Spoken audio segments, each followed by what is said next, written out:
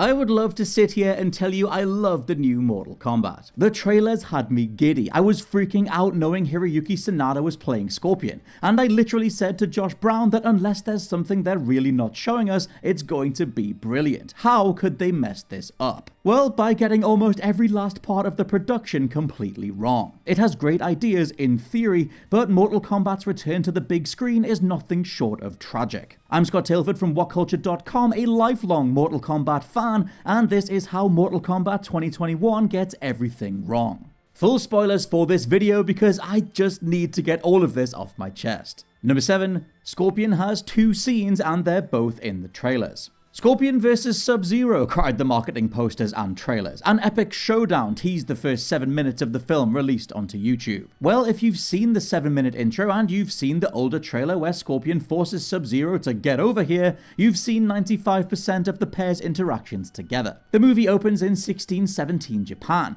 Hanzo Scorpion Hasashi dies, then 304 years later he reappears in a fight between Cole Young and Sub-Zero in the closing moments to save the day, providing the fight that highlights most trailers. Save for Scorpion pulling off an admittedly very well done version of his toasty flame skull fatality to finish Sub-Zero, and a few lines of dialogue delivered to Lewis Tan's Cole, everything else from the legendary Hiroyuki Sanada is already out there. Also, while I'm here, the version of this fight that's on YouTube is better than in the movie. In the film, we actually cut away from Scorpion and Sub-Zero when they're about to clash and then during the bout, all to show Cole repeatedly try to save his family. It's a horrific editing choice and one of the many instances where the movie fails at the most basic level. Number 6. Arcana? I really don't know where this push to explain everything came from. The boring corporate-based assumption that audiences simply won't accept superpowers or overblown rule sets for certain mythologies. Instead, we have to have an origin story or entire season of television before a character acquires their costume or power set. Anything more, and God forbid we actually enjoy what we came for. In Mortal Kombat's case, Wonder Woman 1984 writer Greg Russo decided that the appeal of Mortal Kombat is not in a swath of fighters from various colors, creeds, and realms competing. Instead, it's that the worthy ones get superpowers from an actual Mortal Kombat symbol on their person,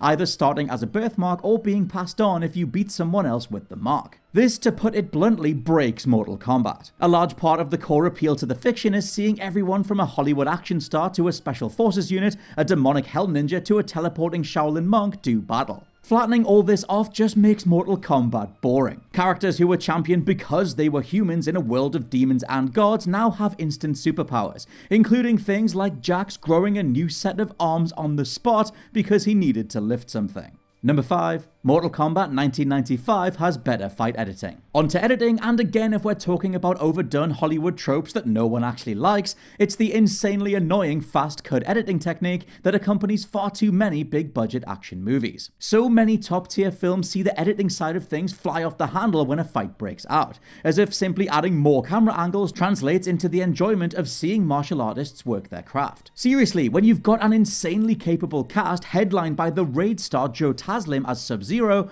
cutting around his movements and diluting his abilities is a travesty. Not one actual fight between two characters is memorable because of this style of editing, and while you might remember who went up against who, I guarantee not a single punch or kick thrown has stuck with you. Number 4. Protagonist Cole Young is pointless and bland as hell. Studio Writing 101 strikes again, as well of course we need a blank slate character for the audience to connect to is put center stage. That character in this case is Lewis Tan's Cole Young, a bland vanilla fighter scraping by on the love of his daughter and wife. Cole's drive in the film after he's abandoned Raiden's temple because he can't trigger his inner arcana is to give up and go home, only realizing he does have what it takes after his family are directly threatened by Goro. It's as boilerplate as you can get, and despite Tan being a capable actor and awesome fighter, he's given less than nothing to work with here. Writer Greg Russo even decides that Cole's superpower should be armor, seeing him store up energy from absorbing hits like Black Panther, but only returning the blow once. He also gets some weird wicker basket style tonfas as extensions to his arms that barely get used again after this fight. Lastly, speaking of Goro, the former champion of various Mortal Kombat tournaments gets reduced to a heavy style goon for the hero to dispatch, which he then does in just a few minutes.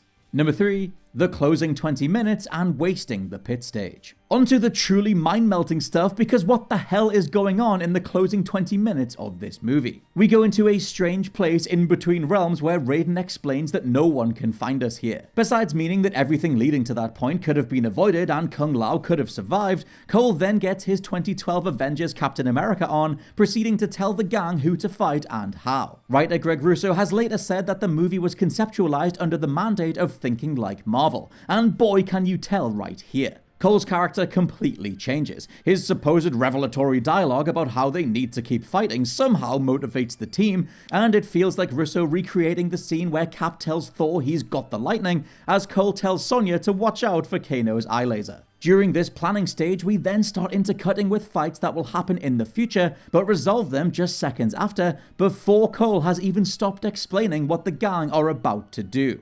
Worst of the lot is Jax going up against Reiko for a total of 40 seconds, but the duel taking place on Mortal Kombat's legendary pit stage. It's lit the exact same way, the floor is filled with spikes, it's the perfect setup to send an opponent flying down onto them like almost 30 years worth of games have let us do.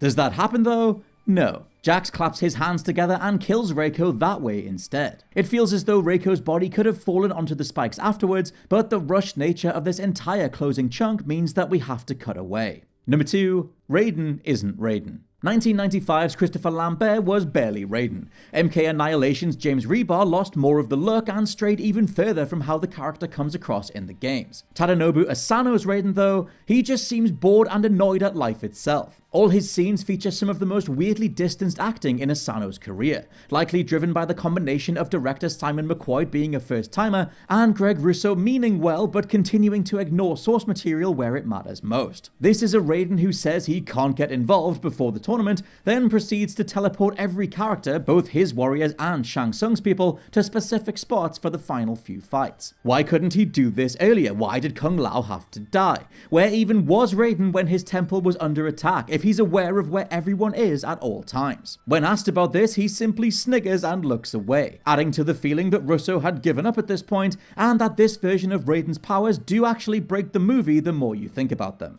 And number 1, the Mortal Kombat tournament is used as sequel bait. Okay, so there didn't need to be a Mortal Kombat tournament in the Mortal Kombat movie. Plenty of the games have gotten by without featuring one, and in honesty, the idea of writing a compelling story around the machinations of an ongoing competition is some grade A Attitude Era WWE nonsense that could have resulted in backstage brawls left, right, and center. Instead, we have a feature-length movie that tries to compartmentalize its tournament brackets into the Mortal Kombat mark, transferring from one fighter to the next. But there's no payoff other than setup. We're told from Shang Tsung that death is just another path, as Goro is swallowed up for an assumed resurrection. And that's after it sinks in that you just spent 45 minutes of the flick watching an entire cast train. Russo has revealed, though it wasn't anywhere in the marketing or build-up, that this Mortal Kombat was written to be the first part in a trilogy. Though even during filming, he didn't know if Warner Brothers would greenlight the next 2 installments, i.e. he didn't know if the second movie's tournament would even happen. Thankfully, Mortal Kombat has already made enough money worldwide for this second movie, but again, it's a baffling way to structure a film, its marketing, and the franchise. Why not go all out while you have the chance? Actually nail the first impression, make the most of the cast, and then see if people want to come back. As it stands, we have almost 2 hours of preamble, 0 payoff, and a reminder to come back next time from the writing team. As a huge Mortal Kombat fan, I loved Liu Kang and Kung Lao's fatalities, the latter's entrance, Cabal's costume, and the minutes of Scorpion and Sub-Zero sharing their 2 scenes, but that's literally it. Seconds of positivity in a sea of corporate swill, maybe paying off in the future, but for now, Warner Brothers are content mining your love for a property to get the money out. And those are all my thoughts on the Mortal Kombat movie from 2021. Let me know your own opinions down in the comments below. For now, I've been Scott from WhatCulture.com, and I'll catch you soon.